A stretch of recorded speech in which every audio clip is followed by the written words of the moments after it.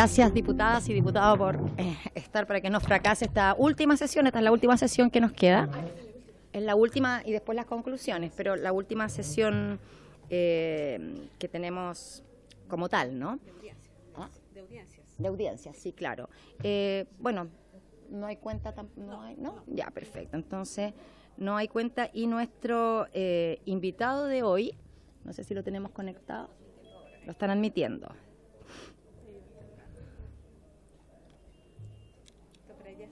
Está por acá, pero hice mirado la otra pantalla, ya. Ahí sí.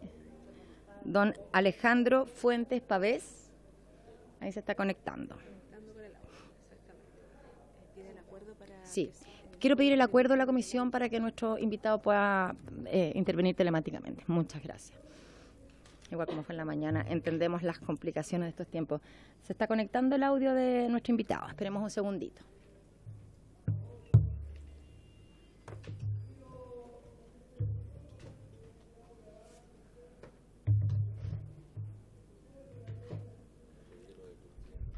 ¿Ah?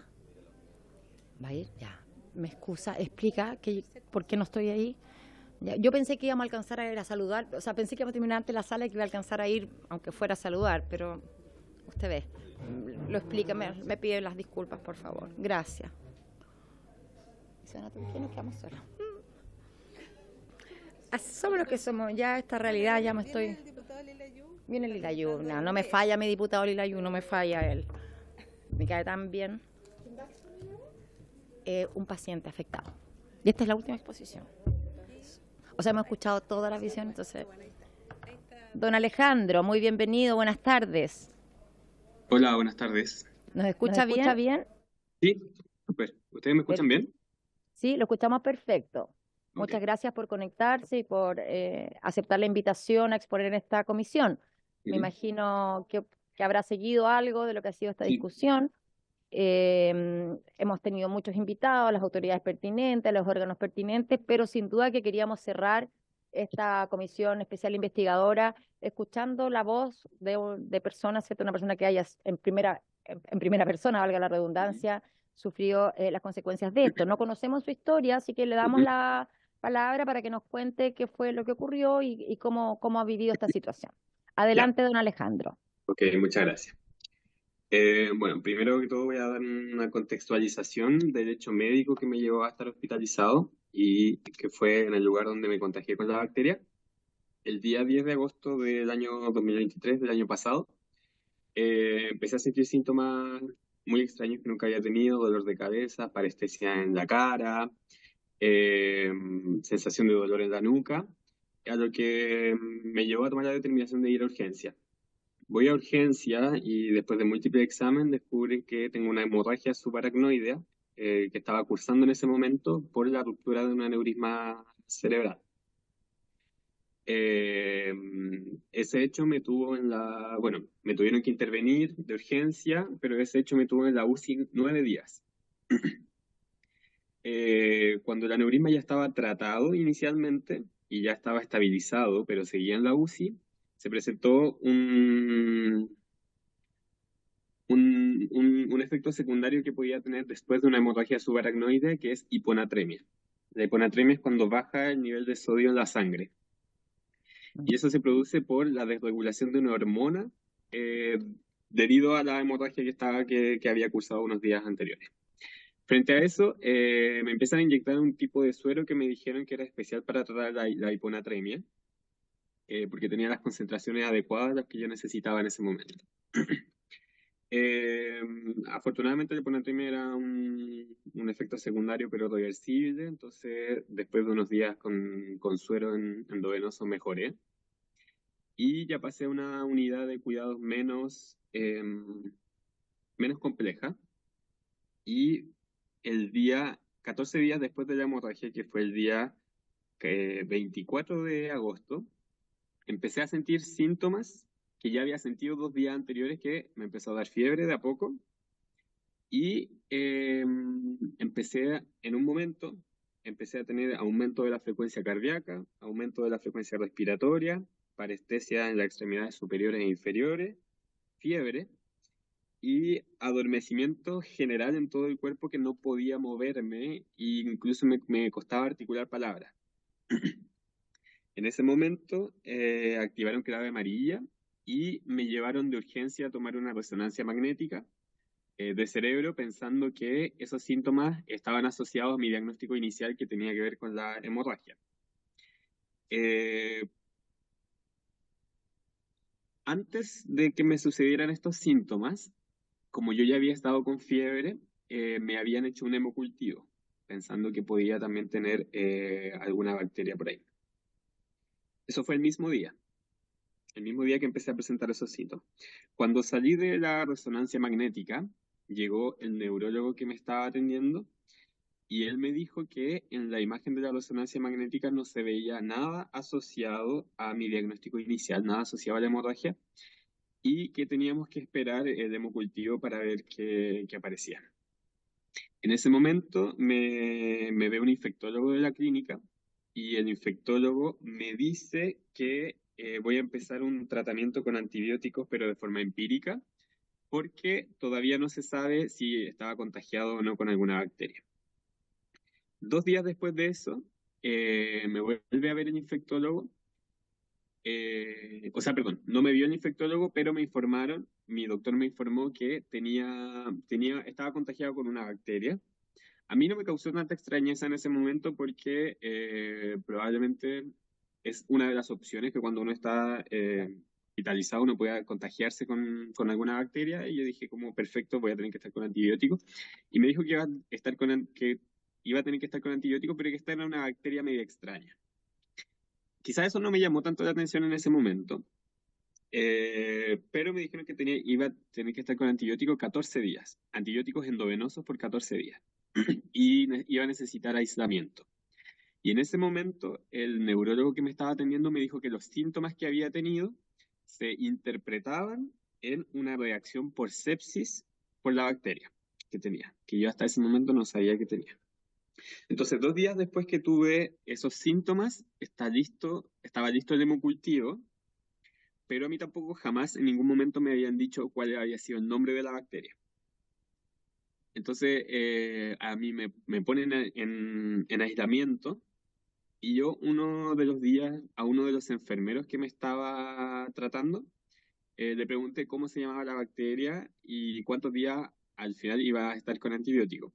A lo que el enfermero, en el fondo de forma extraoficial, me dice que la bacteria se llama Burkholderia y que en ese momento no recuerdo las palabras exactas que utilizó, pero en el fondo me dijo como, ojo, porque esta bacteria anteriormente había estado asociada a pacientes que utilizaban jabones, que utilizaban clorexidina, me había dicho.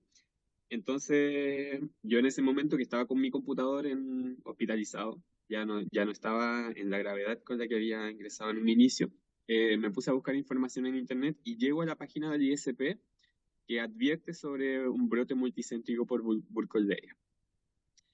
Eh, a pesar de haber llegado a esa información, en ese momento yo estaba más preocupado por mi diagnóstico inicial y porque el hecho de haber tenido una hemorragia subaracnoidea también había sido muy grave. Entonces, en el fondo, yo estaba preocupado de eso.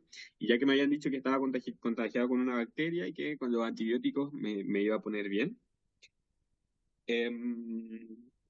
como dije, tuve que estar en aislamiento por 21 días en total.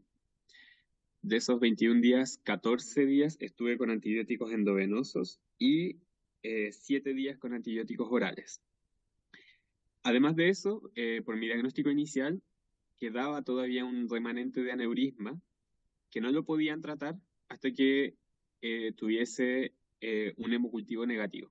Entonces, antes de mi segunda intervención, tuve que esperar los 21 días en total con antibióticos antes que me pudiesen tratar nuevamente el aneurisma. Eso respecto al contexto médico en el cual posiblemente me contagié con la bacteria. Después de eso, cuando ya estaba de alta, porque estuve 36 días hospitalizado, me dieron de alta el día 16 de septiembre, yo empiezo a recabar información también de este brote multicéntrico, pero tampoco sabía dónde obtener información. Y Perdón al que final, lo interrumpa un segundito, Alejandro, sí, solo para tener claridad. O sea, hasta ese ujú, momento, más allá del comentario de una enfermera, ujú. ¿nadie le comunicó oficialmente la situación? No, nadie me comunicó oficialmente la situación, solo me habían dicho que tenía una bacteria, que el infectólogo había determinado que ciertos antibióticos me iban a hacer efecto, y solamente eso. En ningún momento me indicaron el nombre de la bacteria ni que esta bacteria estaba asociada a este brote multicéntrico, sino que solamente fue el enfermero el que me transmitió esta información de forma extraoficial. Luego de eso, el día que a mí me dan el alta, el 16 de septiembre, me entregan la epicrisis y me entregan una carpeta con varios documentos. En la epicrisis se consigna que yo estuve contagiado con Burkholderia contaminans y además aparece el resultado del primer hemocultivo, donde dice que en el fondo también estuve contagiado y también se indica el antibiograma, donde aparecen cuáles eran los antibióticos que se debían utilizar para poder combatir esta bacteria.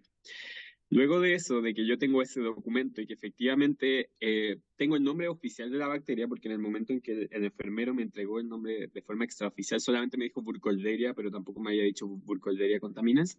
Cuando tengo el nombre oficial de la bacteria, eh, a finales de septiembre yo iba en mi auto escuchando la radio y en las noticias de la radio dijeron que el ISP había emitido alertas sobre este brote multicéntrico por sueros contaminados con la bacteria y que estos sueros eran del laboratorio Sanderson. Y yo ahí levanté las alertas y dije, posiblemente yo me contagié con la bacteria, o sea, con sueros del laboratorio Sanderson, porque todos los hechos apuntan a que posiblemente sobre mí se utilizaron este tipo de suero. Claro. El primero porque coinciden las fechas, en segundo lugar porque coincide la bacteria y también porque la bacteria estaba dentro de mi sangre, porque estaba, parece en el hemocultivo. Frente a eso presenté requerimientos a la clínica para que me pudiesen explicar cuáles fueron los protocolos que utilizaron, por qué no me informaron, ah, por qué no me informaron que estaba contagiada con esta bacteria, y a lo que la clínica responde que se apegó a todos los protocolos y a todas las alertas emanadas por el ISP, pero que este contagio fue por un hecho fortuito. Perdón, Sí, sí, no, o sea que el protocolo era no comunicar esto y atribuirlo a, a un hecho fortuito. claro, eso aparece en la carta que me envió la clínica respondiendo básicamente a mi requerimiento. ¿Usted no podría compartir esa carta? Sí, sí, yo la Muchas podría gracias. compartir, no tengo Para los problema. antecedentes, para todos los Claro, antecedentes sí. que estamos recopilando. Muchas gracias. Eso respecto a los hechos que, que en el fondo se hacen sospechar y con una alta probabilidad que sobre mí se utilizaron estos suelos contaminados. A pesar de que yo intenté levantar en mayor cantidad de información posible, eh, porque he levantado ya dos requerimientos a la clínica, pero la clínica no me entrega más información, por ejemplo, si es que sobre mí efectivamente fueron utilizados sueros sobre el laboratorio Sanderson o no. Pero en el fondo, la mayoría de los hechos, porque coinciden las fechas, coincide el tipo de bacteria y coincide que sobre mí fue utilizado un suero especial con concentraciones especiales para tratar de hiponatremia, todo apunta a que podría haber sido un suero del laboratorio Sanderson. Perfecto. Don Alejandro, una pregunta. Hoy día hemos sabido de parte de las autoridades que se reportan, corríjame, 80 casos confirmados, 80 y algo casos confirmados. ¿Usted sabe si su caso es uno de ellos, está registrado como uno de ellos? Eh, Y la otra pregunta, después de esto, con posterioridad, ¿en algún momento ha tenido algún acercamiento de las autoridades, alguna conversación o se ha admitido que finalmente, porque si en la epicrisis aparece la bacteria, ¿ah? ujú. Si se ha admitido finalmente que esta situación, que estos sueros, que eran los sueros los que tenían la bacteria, o no ha habido claridad, no ha habido, y usted se ha quedado sencillamente con la epicrisis donde aparece, pero ninguna explicación y ninguna respuesta. Bueno, a la primera pregunta, respecto de si mi caso pertenece o no a un caso confirmado que se lleva dentro de los conteos oficiales, la verdad es que no tengo claridad frente a eso. Lo único que sé es que en la carta de la clínica dice que se siguieron todos los protocolos y que me mantuvieron en aislamiento, pero además si me mantuvieron en aislamiento frente a esta bacteria también fue por algo, pero nunca me informaron si es que en el fondo informaron sobre mi caso a alguna autoridad. Y respondiendo a la segunda pregunta, ninguna autoridad tampoco me ha contactado, me han preguntado algo, eh, porque además no solamente se consigna en la epicrisis, sino que también yo fui a buscar la ficha médica y en la Ujú. ficha médica también aparece el contagio por la bacteria.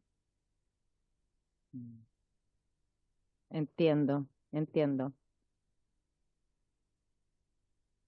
Y actualmente su condición de salud, ¿cómo está? ¿Ha podido evolucionar? ¿Cómo ha seguido? Y también preguntarle si ha hecho algún otro intento o empeño de tener claridades de lo que ocurrió o sencillamente hubo silencio de todas partes. Sí, bueno, respecto a mi salud, actualmente sigo en seguimiento por la hemorragia y por el tratamiento del aneurisma y probablemente eso va a seguir siendo por algún tiempo más, pero afortunadamente ahora estoy bien. De hecho, afortunadamente quedé sin secuelas y sin nada. Eh, Frente a la bacteria, solamente recuerdo por lo que pregunté cuando me dieron el alta, me dijeron que ya la bacteria ya no estaba en mi cuerpo y en el fondo los antibióticos habían hecho el efecto esperado.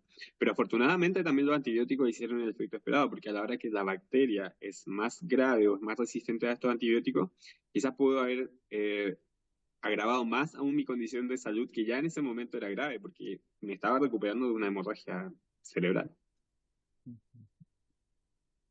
Perfecto, creo que nos quedan bastante claros los hechos. Le quería pedir también su opinión. ¿Cómo ve usted como paciente lo vivido? ¿Cuál es su mirada? Y bueno, la verdad es que yo eh, igual me he sentido bastante abandonado, no solamente por las autoridades de la clínica que no me han dado ni me han entregado mucha información. De hecho, cuando yo envié el primer requerimiento a la clínica, se tomaron los primeros 15 días hábiles para poder responderme. Luego de eso me enviaron una carta, luego me enviaron otra carta prorrogando ese plazo, porque probablemente estaban investigando. Tuve una llamada telefónica del director médico de la clínica que me dijo tranquilo porque estamos investigando, pero al final la carta que me enviaron finalmente decía que se apegaron a todos los protocolos, a las alertas emanadas y que siguieron todo como correspondía.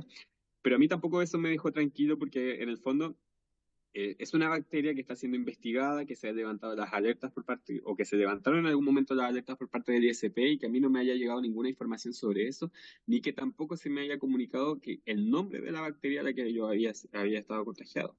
Y que si es que fue el caso que en mí se utilizaron productos del laboratorio Sanderson, eso también alargó mi estadía en la clínica, porque tuve que estar estos 21 días en total, 14 días con antibióticos endovenosos y 7 días más con antibióticos orales antes de que me pudieran hacer mi segunda intervención, que también, menos mal, en ese momento no era urgente, pero en el caso que haya sido urgente, probablemente no me la habían podido hacer por haber estado contagiado por la bacteria. Mm. Claro.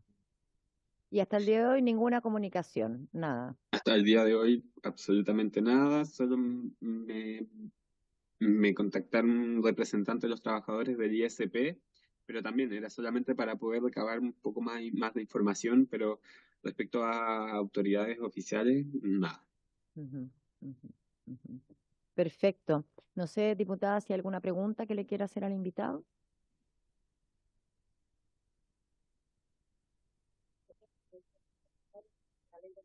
Ay, perdón, pero no escucho Perdón. nada. Perdón.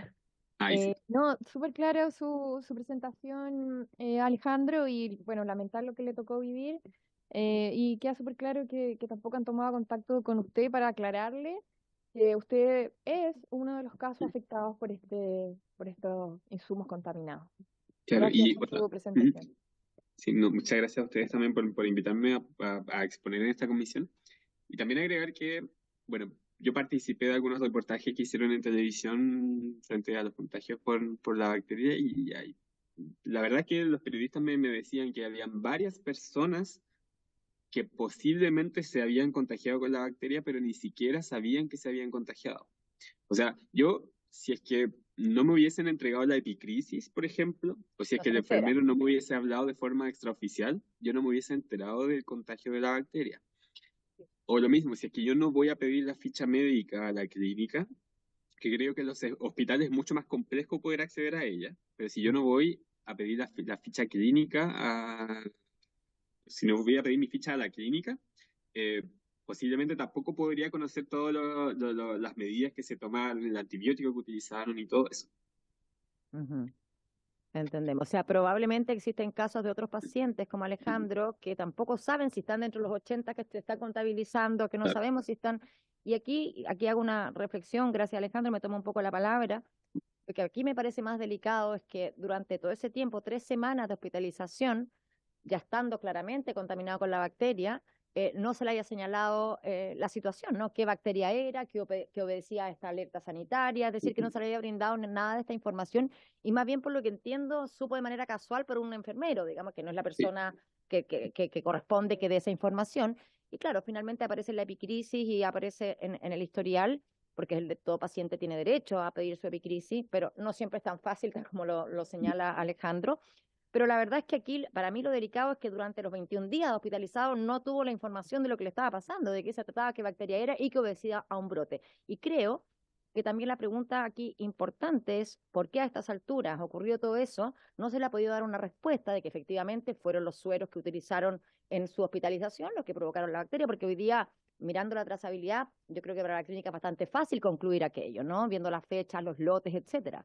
Entonces, a mí me parece preocupante desde el punto de vista de los derechos del paciente el haberse visto sometido a esta situación sin contar claramente con toda la información a la vista. ¿Ah? Más allá de que sea un evento desafortunado, ¿cierto? Que puede provocar molestia, bueno, hay que contarlo, hay que comunicarlo. El paciente tiene el derecho a estar informado de las situaciones que está viviendo. No necesario, ni siquiera le voy a preguntar en qué clínica, porque la verdad es que creemos que esto se debe haber repetido de manera, digamos, aleatoria en diferentes espacios y probablemente esa instrucción, ese protocolo que le señalaron de que siguieron el protocolo es lo mismo que será aplicado en todas partes.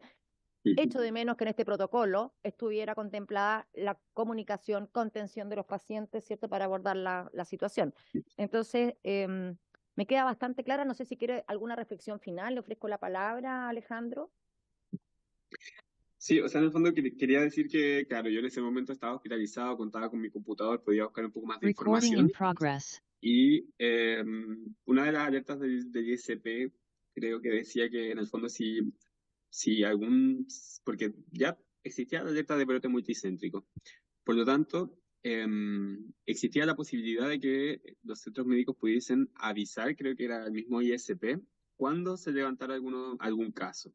Y por lo mismo yo tampoco pude saber eso, si es que se levantó, si es que estoy contabilizado dentro de esas personas que están contagiadas de forma oficial o no. Porque en el fondo creo que eh, fue, no sé, creo que es muy peligroso que puedan seguir incluso sueros de Sanderson en circulación. Considerando, por ejemplo, que la primera alerta del ISP después fue desestimada, después volvieron a poner la alerta, pero solo con algunos sueros, entonces creo que eh, es súper peligroso jugar con eso. Yo sé que también había un tema de quebrar el stock que había de sueros y que se tenían que cancelar cirugía y todo eso.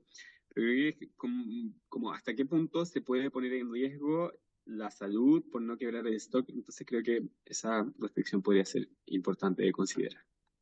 Sí, me parece que es una buena reflexión, porque claro, acá lo hemos escuchado, ¿cierto?, abundantemente de lo negativo que puede haber sido el paralizar cirugías, ¿cierto?, que todavía se están recuperando por la alerta de bacteria, pero cuando vemos que una cirugía que sí se realizó y que sí se usaron los insumos tiene estas consecuencias, yo no sé si realmente la decisión correcta era la que se tomó originalmente, de paralizar por estas consecuencias, ¿no? Claro. Entonces, bueno, no sé si, yo creo, diputada no tiene más preguntas, yo creo que es bastante claro. Si usted nos puede mandar ese documento que le solicitamos para complementar nosotros ya con todos los documentos a la vista de todo este proceso de esta comisión especial investigadora, para que podamos entonces emanar nuestras conclusiones. Y yo quiero agradecerle mucho su testimonio, porque sabemos que no es fácil tampoco salir a hablar de estas situaciones de salud que se han vivido, pero creemos que es importante porque estamos hablando de la salud pública y tenemos que evitar que una situación como esta vuelva a repetirse en nuestro país. Así que muchas gracias, don Alejandro, por colaborar con su testimonio, que nos permite corroborar que los pacientes no recibieron la información adecuada en el momento que la necesitaban, y que por lo tanto estuvieron ajenos a incluso comprender la gravedad que podían estar viviendo. Y eso personalmente, y como integrante y presidente de la Comisión de Salud, lo encuentro particularmente sensible y delicado, ¿no? Entendemos que las eventualidades pueden pasar. Lo que no puede pasar es que el paciente no esté informado. O sea, así que muchas gracias, don Alejandro, nuevamente. Y esta es nuestra última sesión, así que con usted estamos cerrando esta comisión especial investigadora. Muchas gracias por su testimonio. Sí, yo le agradezco por haberme invitado a la comisión también para poder exponer desde el punto de vista de los afectados también, porque, claro, a veces se analizan cuáles fueron las decisiones que se tomaron, pero a nivel de la organización, pero también hay muchas víctimas que probablemente ni siquiera saben que se contagiaron, probablemente pudieron haber fallecido. Entonces creo que es importante también tener en consideración el punto de vista de las víctimas. Así que muchas gracias. Muchas gracias. Por eso era importante y por eso terminamos con usted en esta sesión, porque en todas las conversaciones, sobre todo cuando hablamos de salud, es muy importante los expertos, las instituciones, pero siempre las personas tienen que ser escuchadas, los pacientes, los afectados, siempre tiene que dársele voz a ellos. Así que muchas gracias nuevamente. Y bueno, le invito a que esté atento a las conclusiones también de esta comisión, que esperamos que nos lleven a poder transformar ciertas políticas públicas como para poder evitar que se repitan situaciones como esta. Muchas gracias, don Alejandro. Muchas gracias. Bueno, y así estamos llegando al final ya, pues ahí con poca densidad de asistencia, pero yo creo que el trabajo ha sido muy importante igual. Yo quiero agradecer a los que siempre han estado, que son ustedes acá. Y nos queda la última sesión, ¿cierto?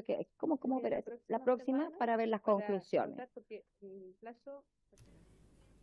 El plazo para las conclusiones vence el 6 de mayo, que cae día lunes. Ya. Entonces, yo creo que lo más factible es que se vote para la próxima sesión. Perfecto. Sí, las vamos a tener listas, yo creo, ahí los asesores estamos trabajando.